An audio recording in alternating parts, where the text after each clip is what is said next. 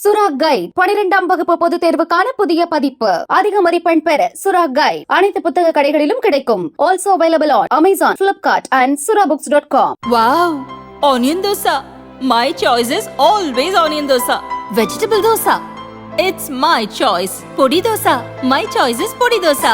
Wow! Masala dosa. It's always my choice. Dosa வகைகளில் ஒவ்வொருவருக்கும் ஒவ்வொரு சாய்ஸ் இருக்கலாம். ஆனால் எல்லா வகை தோசைகளுக்கும் ஒரே சாய்ஸ் இதயம்.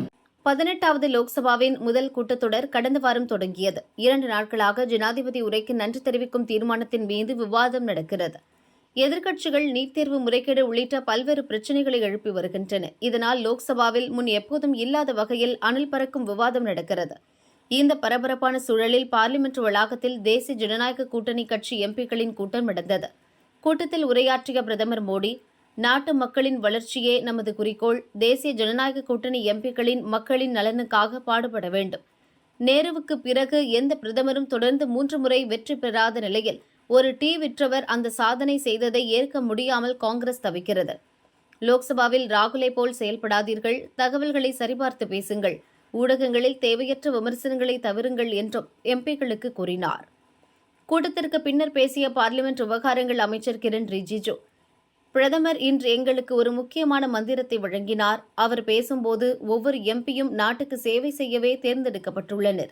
எந்த கட்சியை சேர்ந்தவர்களாக இருந்தாலும் நாட்டுக்கு சேவை செய்வதே நமது முதல் பொறுப்பு. தேஜ கூட்டணியின் ஒவ்வொரு எம்பியும் நாட்டுக்கு முன்னுரிமை அளித்து பணியாற்ற வேண்டும் என்பதைத்தான் பிரதமர் வலியுறுத்தினார். இரண்டாவதாக, எம்பிக்கள் எப்படி நடந்து கொள்ள வேண்டும் என்பது குறித்தும் பிரதமர் வழிகாட்டினார். ஒவ்வொரு எம்பியும் தங்கள் தொகுதி விவகாரங்களை, விதிகளை பின்பற்றி சிறப்பான முறையில் சபையில் முன்வைக்க வேண்டும். தண்ணீர், சுற்றுச்சூழல், சமூகம் தொடர்பான முக்கிய விஷயங்களில் நிபுணத்துவத்தை வளர்த்துக் கொள்ள வேண்டும்.